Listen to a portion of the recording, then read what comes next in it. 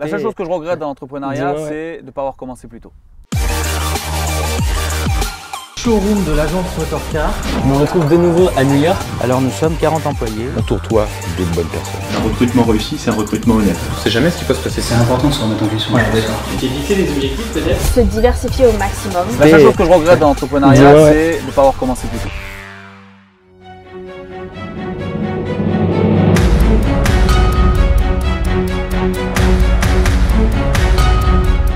Bonjour Laurent et bienvenue sur la chaîne. Je me retrouve ici aujourd'hui avec toi en plein milieu du stade de Chanzy, donc le stade du club de l'USA 15 à Angoulême. Une rencontre avec toi qui s'est faite il y a maintenant 1 an et demi quasiment je dirais. C'était début 2018 et puis depuis on a collaboré sur différents projets, que ce soit en liaison avec le club de notre région, enfin de notre département, ou maintenant avec ton activité professionnelle. Tout à fait. Laurent, j'aimerais dans un premier temps que tu nous parles en fait de ton parcours, donc parcours je dirais étudiant jusqu'à maintenant. Bah écoute, un scolaire classique avec beaucoup de sport comme tu peux l'imaginer à l'intérieur. Et après j'ai passé mes diplômes alors, dans l'automobile. J'ai passé mes diplômes jusqu'au brevet professionnel à l'intérieur de l'automobile, puisque j'ai fait quasiment toute ma carrière là-dedans. J'ai fait plusieurs étapes. Moi je suis né à Lyon. J'ai vécu plus d'une quinzaine d'années à Marseille, enfin Aix-en-Provence. D'accord, oui. Et puis est arrivé pour l'automobile toujours, mon arrivée en Charente, sur Angoulême, pour Peugeot. Je travaillais chez Peugeot. D'accord, à Angoulême, à Angoulême, donc dans la zone de Champniers. Voilà, et puis mon parcours professionnel a fait que j'ai basculé avec le SA 15. Donc je suis devenu arbitre semi-professionnel, donc à mi-temps pour la Fédération française de rugby. Le SA 15 m'a proposé un contrat à mi-temps en tant que chargé de partenariat. D'accord, ok. Les années du SA 15, donc 3 ans se sont faites. Et derrière, j'ai passé des formations diplômantes pour l'immobilier qui m'ont permis d'ouvrir ma structure Habitea. D'accord, donc Habitea qui est aujourd'hui une franchise, donc un réseau national. Tout à fait, un réseau national d'une 50aine d'agences en France. Oui, d'accord. Et un réseau qui est en constant développement puisque l'objectif est de 100 agences. D'accord, 100 agences. D'ici combien de temps tu connais les dates? Ils veulent à fin 2021. La franchise veut à fin 2021. Oui, donc ils veulent une très belle croissance quand même. L'objectif de son président, mais on est passé de 20 à 50 assez rapidement. Oui, d'accord. Parce que le concept marche, parce qu'on est vraiment sur une dynamique très intéressante. Oui, parle-nous un petit peu plus de ce concept au niveau des services que vous apportez à vos clients. Pour l'entrepreneur en tout cas, c'est vraiment une démarche très intéressante. Ça représente un engagement financier, mais pas exceptionnel, contrairement à d'autres franchises. Et puis le concept en lui-même est vraiment très intéressant. Pour nous, la proximité a un sens, c'est vraiment la phrase type de la franchise, mais en fait, c'est dans les actions qu'on est vraiment proche de nos clients. Et c'est là-dessus qu'on fait notre différence, en tout cas moi je le vois au quotidien. Ok Laurent, très bien. J'aimerais revenir sur quelques points, surtout parler de tes compétences, du coup compétences mixées en fait entre donc ta double casquette entre le fait que tu sois arbitre pro et du coup maintenant cette casquette de gérant d'une société. Qu'est-ce que cela t'apporte au quotidien en fait avec tes équipes, dans ton marketing, enfin dans ton management en fait de l'entreprise au global? Qu'est-ce que ça t'apporte le fait d'avoir été arbitre comme ça et d'être toujours arbitre? Les parallèles sont constantes et sont très importantes. Pour être arbitre de haut niveau, il faut quand même avoir une certaine rigueur. D'accord. Bon, forcément, on imagine qu'il y a beaucoup de sport là-dedans, il y a beaucoup de dépenses de soi-même physiques. Beaucoup de pression, parce que sur les matchs de haut niveau, il y a quand même beaucoup de pression. Les clubs jouent pas mal de choses chaque week-end, que ce soit en haut du classement ou en bas du classement.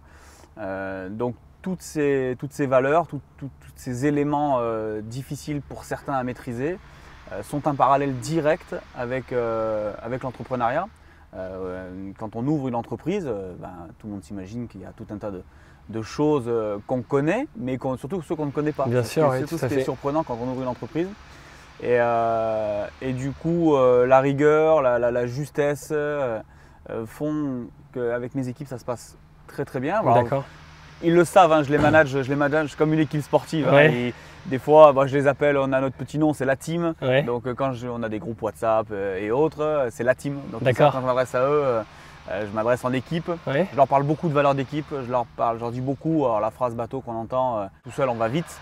et ensemble on va beaucoup plus loin. Alors Tout à fait. ça paraît bateau, mais c'est tellement vrai. C'est une vérité, ouais. C'est Et une dans le vérité au sein sport, d'une entreprise. ça l'est encore plus. Ouais. Et dans le monde de l'entreprise, ça l'est encore plus. Parce Ouais, que tout à fait. je dis souvent à certains de mes conseillers, je leur dis, seul tu iras peut-être très vite, oui, mais tu n'iras pas très très loin. Donc, alors qu'avec les autres, Oui, et puis le fait que tu sois entouré de toutes ces personnes, ça te permet de Ça se passe charger en rapidement. énergie de tout le monde et puis d'avancer plus loin. donc c'est il clair. y a cette transversale dans ce sens-là, Mhm. donc arbitrage côté entreprise, Oui. et puis il y a aussi la transversale entreprise côté arbitrage, Ouais. parce qu'aujourd'hui, l'arbitre que je suis a certainement tiré plusieurs choses des différentes personnes que j'ai rencontrées dans Mhm. ma carrière professionnelle de l'automobile, D'accord. à Lyon, à Marseille et ici à Angoulême.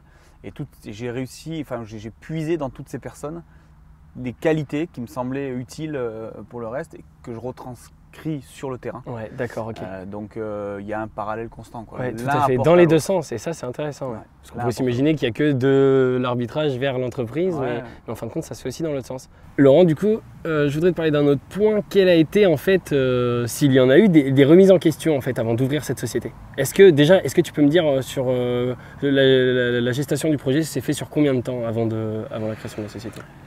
Écoute, ça a été assez rapide. Le SA15 m'a apporté pas mal de choses, le partenariat. Je pensais très sincèrement que les qualités et les compétences que j'avais acquis au cours de ma carrière pouvaient être mises à profit bien différemment, quoi. Ouais.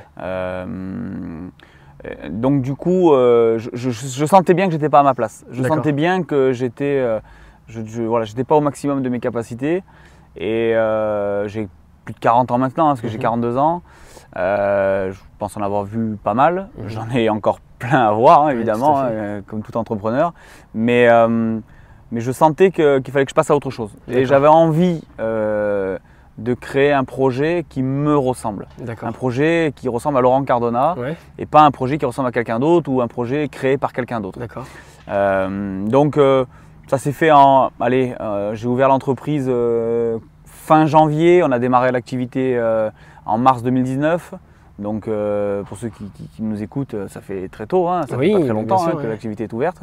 Quelques mois. Et j'ai pris ma décision de basculer à autre chose, c'était fin juin 2018. D'accord. Oui, donc moins d'un an en fin de compte. Oui, pour- moins d'un pour an. en arriver là. Moins d'un Ok. an. Et en fait, c'est un projet que j'ai construit depuis très longtemps. Ouais. Mais la décision, quand elle s'est prise, finalement, j'avais beaucoup d'éléments déjà dans les mains D'accord, ouais. pour me permettre de basculer à l'ouverture d'une entreprise à l'entrepreneuriat. Oui. Ok. J'avais déjà beaucoup étudié le truc. J'ai des amis qui sont entrepreneurs, D'accord. avec qui on échange beaucoup Ouais, bien sûr, c'est important. Ouais. sur les difficultés, parce Ouais. que c'est plus du tout pareil, hein, quand tu passes de salarié à chef d'entreprise. Bien sûr, ouais. C'est un autre monde qui s'ouvre Tout à fait. et tu Les rapports humains changent. t'aperçois, les rapports humains changent, ouais, et quelques remarques toutes gentilles, hein, bien évidemment, sur maintenant tes patrons. Ouais, pour l'instant, l'entreprise me coûte un peu plus d'argent que ce qu'elle m'en rapporte. Tout à fait, oui. On n'en doute pas et c'est comme ça pour la plupart quand tu démarres. Ouais, c'est clair. ça. Ouais, ok Laurent. Mais tu parlais de t'entourer des bonnes personnes, donc tes amis, etc. Mais finalement, t'entourer d'Habitea, quand tu le disais tout à l'heure, ça a été important de se mettre avec une franchise qui est en pleine croissance et qui Ouais. a une dynamique plutôt intéressante.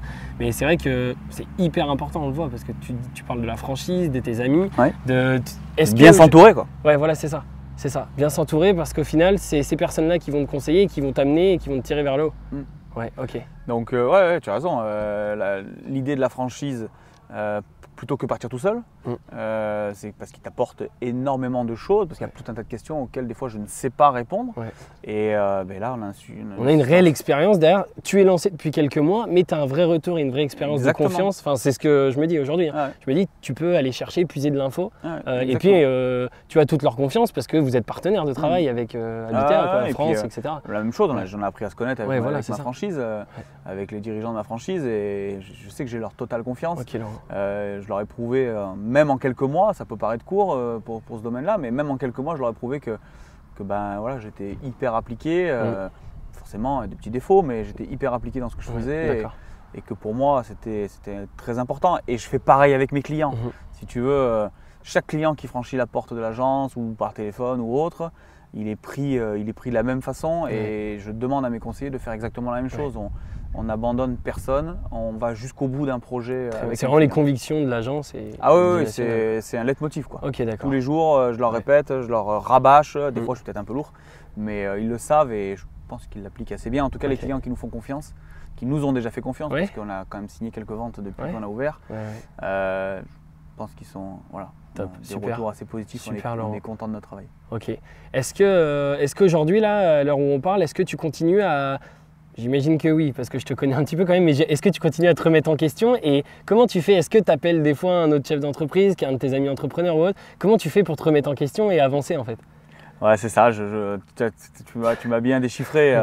Je me remets alors déjà pour l'arbitrage, tous les week-ends, je me remets en question. D'accord. Parce que c'est comme ça. Okay. Tu n'as pas une performance sur un terrain qui est une prestation qui est 100% parfaite. D'accord. J'ai fait Agen-Toulon la semaine dernière, je suis ressorti du match, bon, personne n'a rien, tout allait bien, quoi. Je veux dire, le score, il n'y avait pas de souci. Bah, moi, en revoyant la vidéo, je me suis trouvé des micro-détails que peut-être personne n'a vu, mais que moi j'ai vu, que mes dirigeants de l'arbitrage ont vu. Pour l'entreprise, c'est pareil. Je doute, quoi. Je doute, mais c'est un doute positif. C'est un doute positif, c'est-à-dire c'est pas un doute, je me morfonds pas à la maison en disant. C'est un doute qui te donne envie d'aller chercher de l'info. Ouais, voilà. C'est un doute qui m'oblige à aller appeler effectivement d'autres franchisés qui ont plus d'expérience que moi, des collègues ici d'Angoulême, des confrères d'Angoulême, des agences immobilières d'Angoulême, parce que on travaille main dans la main, on est quand même confrères, on fait le même métier, donc bien sûr. Voilà, j'ai des gens qui ont beaucoup plus d'expérience que moi sur le domaine et je m'instruis énormément, mais en échange, je leur donne aussi de ma. Ouais, bien sûr, tu as beaucoup, j'imagine, à leur apporter. Fougue de départ, quoi. Tu sais, clair. Cette petite jeunesse d'entreprise qui fait qu'on impulse des choses différentes. On le voit dans la communication, ce qu'on essaye de faire sur les réseaux, ta compagnie d'ailleurs. Voilà, je pense qu'on essaye de voir nous l'immobilier différemment, quoi. Et Laurent, du coup, là, j'aimerais revenir sur un point parce que je ne comprends pas forcément très bien. Tu étais au SA15, donc tu travaillais pour le SA15. Pour le partenariat, voilà, pour le partenariat, c'est ça. Maintenant, je te vois quand même voguer encore un peu au SA15, tout ça. Qu'est-ce que tu as comme rapport avec ça, avec ce club? Écoute, on est comme tout amoureux du sport. Et puis, bon, forcément, tu sais que je suis ambassadeur de la ville d'Angoulême depuis quelques semaines. Très fier d'ailleurs d'être ambassadeur de la ville d'Angoulême. Pour moi, c'est vraiment. Ça fait 5 ans que je suis en Charente. J'ai trouvé ça vraiment très bien. Super. Extra. Et comme tout bénévole, ici, le club contient une centaine de bénévoles. On vient apporter ce qu'on sait faire, nos compétences au club, bénévolement, sans rien demander en retour, juste pour que notre club vive. Alors oui, je les aide encore. Alors forcément, j'y passe moins de temps parce que tu imagines bien sûr, que c'est tout à fait normal. me prend beaucoup de temps. Mais oui, je réponds en tout cas à l'appel du club. Dès qu'ils ont besoin d'une compétence ou de moi, d'un service pour X raisons, ils savent très bien qu'ils ont mon numéro de téléphone et ils peuvent me contacter. Super, et voilà, cool, je reste un bénévole comme beaucoup, comme les bénévoles de la buvette, comme ceux qui s'occupent de l'équipe première autour, les sacs de plaquage et autres. Enfin, tout ce qui se passe en tant que bénévole, je fais partie de ces bénévoles-là et j'en suis très fier. C'est cool que tu sois resté là-dedans. Ok, top. Très bien, Laurent. Pour finir, Laurent, j'aimerais que tu puisses nous donner peut-être un conseil en fait à se dire qu'aujourd'hui, les gens qui nous regardent, c'est certainement peut-être des personnes qui vont vouloir entreprendre, qui doutent, qui ont peut-être des peurs, des craintes, ou même des entrepreneurs, mais qui se posent des questions toujours, comme chaque jour. Et est-ce que tu pourrais toi donner un conseil avec du coup la petite expérience que tu as d'entrepreneur et tout ce que tu as derrière, mais est-ce que tu pourrais donner un conseil à ces gens-là sur une personne qui voudrait se lancer dans l'entrepreneuriat? Ouais, je crois que beaucoup d'entre nous voudraient franchir le cap de l'entrepreneuriat. Beaucoup ont peur, tu l'as dit, mais il faut vraiment s'accrocher à ses rêves. Il faut vraiment s'accrocher à ses rêves. Faut vraiment, si on sent qu'on a la capacité d'y aller, il faut y aller. Alors très clairement, on tombera sur des surprises, on tombera sur des choses qu'on ne nous avait pas dit, mais qui seront gérables, quoi. Il n'y a pas de souci là-dessus. Il n'y a pas de piège derrière, quoi. Quand on devient chef d'entreprise, il n'y a pas de piège. Il y a plein de choses. Il y a plein de choses hyper excitantes.